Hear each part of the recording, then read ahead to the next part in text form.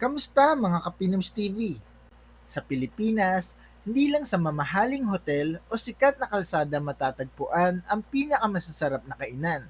Minsan, ang mga pinakamahusay na restaurant ay nasa loob ng tahimik na bahay, tagong farm o simpleng eskinita na halos walang nakakapansin.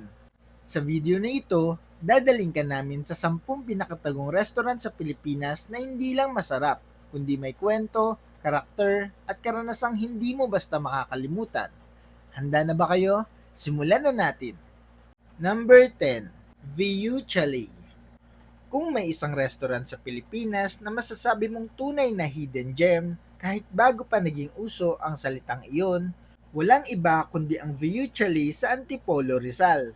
Matatagpuan ito sa isang makitid, tarik at tahimik na kalsada sa Antipolo, isang lokasyong hindi mo basta mapupuntahan kung hindi mo talaga ito hinahanap. Walang neon signs, walang flashy marketing, at lalong walang social media hype. Sa katunayan, maraming unang beses na bisita ang nagdududa pa kung tama ba ang kanilang dinaanan. Hanggang sa bumungad ang isang Swiss-European chalet na parang hinugot mula sa isang lumang Alpino na baryo sa Europa. Bukas na mula pa noong 1984, ang Viu Chalet ay isa sa mga pinakamatagal na quietly excellent restaurant sa bansa. Habang nagsara na ang maraming kasabayan nito, nanatili ang Viu Chalet sa parehong filosofiya, slow food, from scratch cooking, at respeto sa tradisyon. Hindi ito lugar na nagmamadali ka. Dito, ang oras ay tila bumabagal. Mula sa mahinahong tugtog, sa kahoy na interior, hanggang sa amoy ng keso at sariwang tinapay na bumabalot sa buong lugar. Ang dahilan kung bakit espesyal ang Viu Chalet ay ang kanilang paninindigan na halos lahat ng sangkap ay ginagawa o inihahanda nila mismo. Ang pasta ay homemade, ang mga sauces ay simmered ng matagal, at ang mga keso ay pinipili at inihahanda ayon sa Swiss traditions. Hindi ito fine dining na nagpapakitang gilas. Ito ay fine dining na tahimik na sigurado sa sarili. Ang kanilang signature dish na Swiss cheese fondue ay hindi gimmick. Ito ay isang ritual. Makapal, balanse ang alat, at may lalim ang lasa na makukuha lamang sa tamang kombinasyon ng keso, init at pasensya. Ang price range ay karaniwang nasa 1,500 hanggang 3,500 kada tao, depende sa pasta, main course, at kung mag-order ng Swiss cheese fondue para sa sharing. Marami sa mga bumabalik dito ay hindi influencers o vloggers, kundi mga pamilyang ilang dekada nang ginagawang tradisyon ang pagkain sa Viu Chalet. May mga mag-asawang dito raw nag-date noong dekada 90 at ngayon dala na ang kanilang mga anak. Sa isang panahon na mabilis magbago ang uso sa pagkain, ang Viu Chalet ay patunay na ang tunay na kalidad ay hindi kailangan sumabay sa ingay. Hanggang 2026, ito ay operational pa rin. Isang klasikong paalala na ang tahimik ay hindi ibig sabihing lipas. Number 9, Morning Sun Eatery. Kung may isang restaurant sa listahang ito na literal na hidden in plain sight, iyon ay ang Morning Sun Eatery sa Project 4 Quezon City. Sa unang tingin, mapagkakamalan mo itong karaniwang karinderya o simpleng kainan sa gilid ng kalsada. Walang dekorasyon na pang IG, walang curated na interior, at lalong walang palatandaang Michelin-recognized ang lugar. Pero dito nagsisimula ang tunay na sorpresa. Ang Morning Sun Eatery ay isang tahimik na selebrasyon ng Ilocano comfort food. Yung uri ng lutong hindi kailangan baguhin para lang maging sosyal. Ang mga recipe rito ay diretso, tapat at walang arte. Ngunit sa bawat subo, mararamdaman mo ang lalim ng tradisyon at ang husay ng kamay sa sanay sa tunay na Ilocano flavors. Hindi ito pagkain na inspired by, kundi pagkain na galing mismo roon. Ang kanilang kilawin at pinakbet ay itinuturing ng maraming food critics bilang ilan sa pinaka-authentic sa Metro Manila. Ang asim, alat at tamang bitterness ng gulay ay balanse. Walang tinatago, walang dinadaya. Hindi ka nila lalambingin sa presentation. Ang panlaban nila ay lasa. At dahil dito, kinilala ang Morning Sun Eatery bilang Michelin Bib Gourmand Awardee noong 2026. Isang patunay na hindi kailangan mamahalin o sosyal ang isang lugar para maging world class. Ang Morning Sun Eatery ang isa sa pinakaabot kaya sa listahan na may presyong humigit kumulang 250 pesos hanggang 600 pesos kada tao, kaya swak para sa araw-araw na kainan na may Michelin level na lasa. Isa sa mga dahilan kung bakit patuloy na dinarayo ang Morning Sun Eatery ay ang pakiramdam na para kang kumakain sa bahay ng isang Ilocanong lola, yung lutong puno ng alaala at respeto sa pinanggalingan. Sa panahong maraming restaurant ang nagre-rebrand para maging modern Filipino, ang Morning Sun Eatery ay nananatiling tapat sa sarili. At minsan, iyon mismo ang pinakamasarap. Number 8. Inato. Sa gitna ng Makati, isang lungsod na kilala sa malalaking restaurant at luxury dining, nakatago ang isang maliit ngunit makapangyarihang pangalan, Inato. Isa itong 8-seater lamang na restaurant na madaling malampasan kung hindi ka magbabantay. Industrial at minimalist ang itsura, halos walang palamuti at sadyang tahimik. Pero huwag ka magpapalinlang sa liit nito. Dito niluluto ang isa sa pinaka-refined na version ng Filipino food sa bansa. Pinamumunuan ni Chef JP Cruz, ang Inato ay nakatuon sa ideya ng refined Filipino food na hindi kinakailangang komplikado. Ang bawat putahe ay simple sa unang tingin, pero puno ng lalim at teknik. Ang kanilang inasal-style dishes ay hindi basta reinterpretation. Ito ay paggalang sa orihinal na dinagdagan ng disiplina at precision ng modern kitchen. Ang kakaiba sa Inato ay ang intimacy. Dahil 8 tao lang ang kasya, ramdam mo ang bawat galaw sa kusina, ang bawat tunog ng mantika, at bawat detalye ng paghahanda. Para kang iniimbitahan sa isang lihim na hapunan, hindi isang public na restaurant. Hindi ito lugar na dinarayo ng malalaking grupo. Ito ay para sa mga taong handang makinig sa kwento ng pagkain. Dahil limited seating at refined Filipino cooking, inaasahang nasa 1,800 pesos hanggang 3,000 pesos kada tao, depende sa set menu at sa dami ng courses. Noong 2026, kinilala ang Inato bilang Michelin Selected. Isang malaking karangalan para sa isang napakaliit na espasyo. Patunay ito na hindi laki ng restaurant ang sukatan ng galing, kundi ang consistency, integrity at malasakit sa bawat pinggan. Number 7. Abaseria Deli and Cafe. Sa Malolos, Cebu City, may isang bahay na mapagkakamalan mong antique shop o lumang ancestral home. Ngunit sa loob nito, matatagpuan ang Abaseria Deli and Cafe, isang restaurant na tahimik na nag-aalok ng lutong parang galing mismo sa kusina ng isang Cebuana na lola. Walang pretensyon ang lugar, homey, puno ng local crafts at may init na agad mong mararamdaman pagpasok mo pa lang. Ang Abaseria ay hindi nagmamadali. Ang pagkain dito ay parang kwento, dahan-dahan, puno ng detalye at may lalim ng damdamin. Ang kanilang ginataang pinakbet ay may tamang creaminess at lutong gulay, habang ang kanilang special cebu lechon na kailangang i-order ng maaga ay malutong, makatas at may balanseng timpla na bihirang makuha kahit sa mga kilalang lechon houses. Kung usapang price range, karaniwang nasa 400 pesos hanggang 900 pesos kada tao, habang ang special cebu lechon ay may hiwalay na presyo at kadalasang para sa group orders. Hindi nagtagal, napansin ito ng international food community. Noong 2026, ginawaran ng Abaseria ng Michelin Bib Gourmand Award, isang pagkilalang ibinibigay sa mga restaurant na may pambihirang lasa at halaga sa presyo. Para sa maraming Cebuanos, hindi ito sorpresa. Matagal na nilang alam na may kayamanang nakatago sa loob ng simpleng bahay na iyon. Number 6. Modan. Nakatago sa loob ng Escalades East Tower sa 20th Avenue, Cubao ang Modan, isang high-end dining experience na hindi mo iisiping matatagpuan sa loob ng residential condo. Walang malaking signage at halos walang indikasyon mula sa labas, kaya kailangan mo talagang hanapin. At iyon mismo ang charm nito, tahimik, discreet at sadyang para lang sa mga may alam.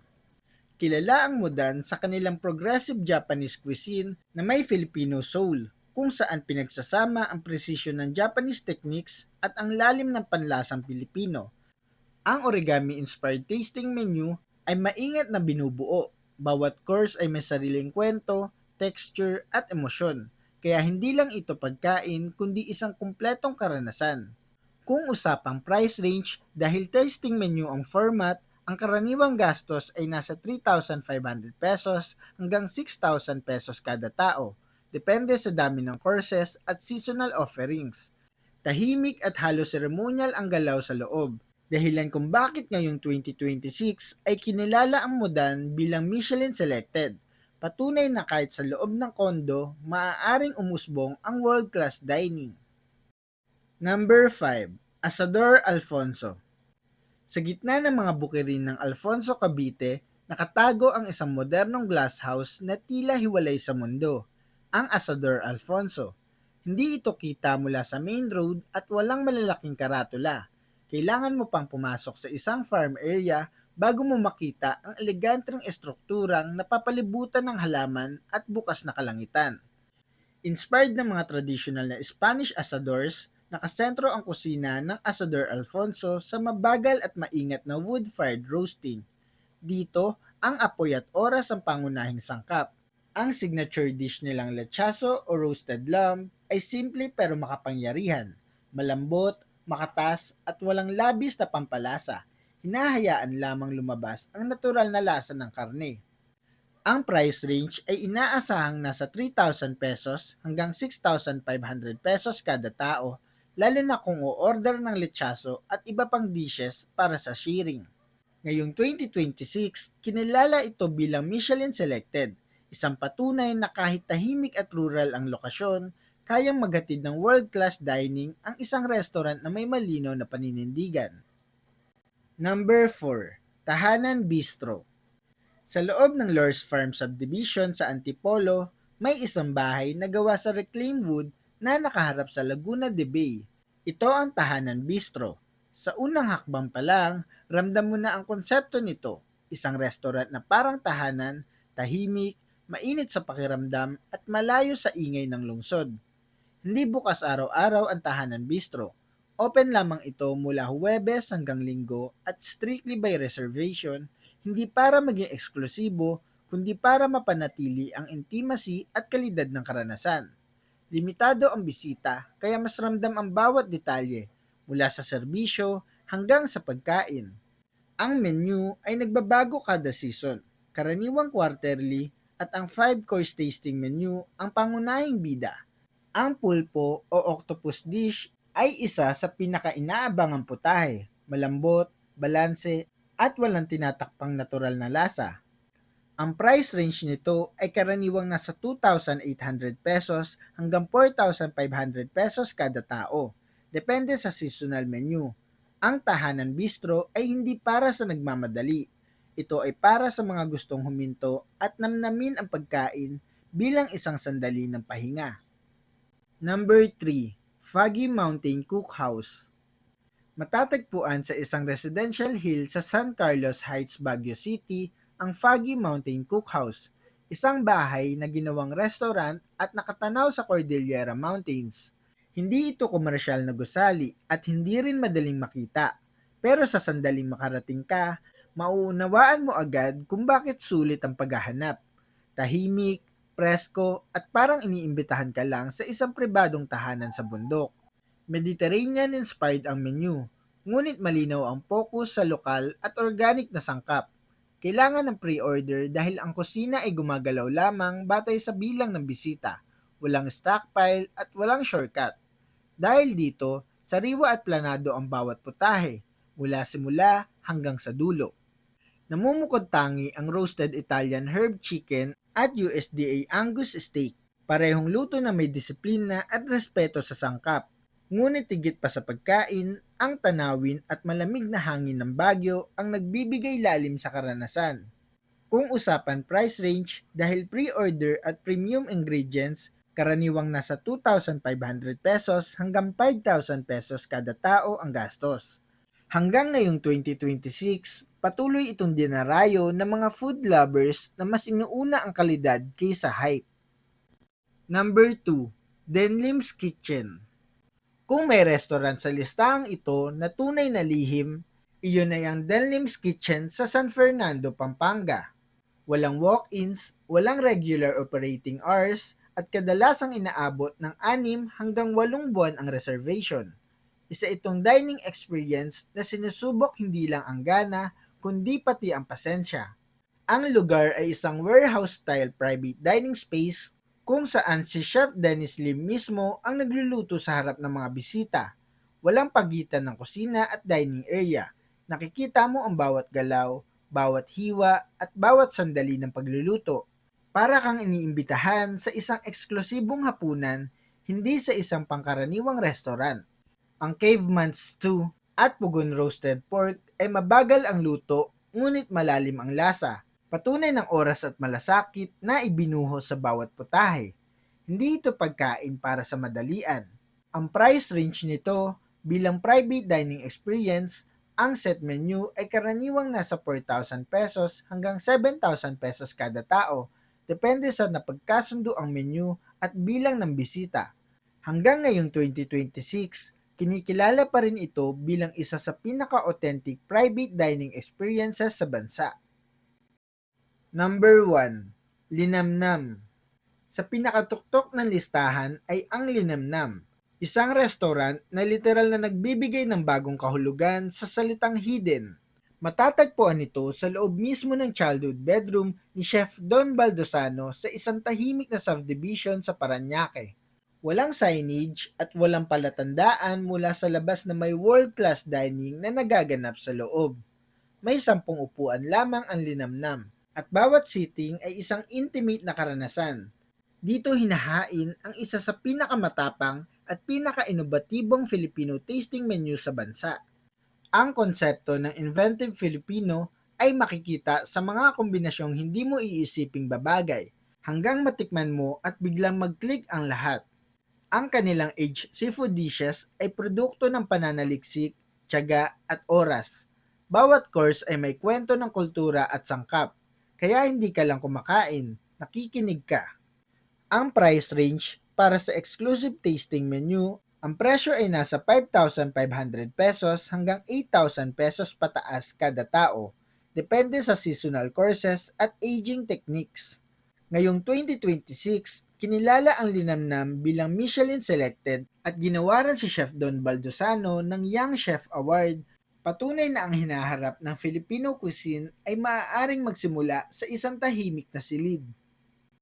At iyan nga mga Kapinoms TV, ang ilan sa mga pinakatago pero pinakamasasarap na kainan sa Pilipinas. Mga lugar na hindi sumisigaw para mapansin pero tahimik na nagpapatunay na ang tunay na sarap ay hindi kailangan ipagyabang. Sa likod ng bawat pinggan ay may kwento ng tiyaga, tradisyon at pagmamahal sa pagkain. Ngayon, tanong namin sa iyo, alin sa mga restaurant na ito ang pinakagusto mong puntahan? At may alam ka bang hidden restaurant sa lugar ninyo na sa tingin mo'y karapat-dapat mapasama sa listahang ito? I-comment mo lang sa baba para mapag-usapan natin yan. Huwag kalimutang mag-like, i-share ang video at mag-subscribe sa ating channel para sa mas marami pang kwento tungkol sa pagkain, kultura at mga tagong yaman ng Pilipinas. Mga Kapinoms TV, maraming salamat sa panonood. Hanggang sa muli, ito ang Pinoms TV.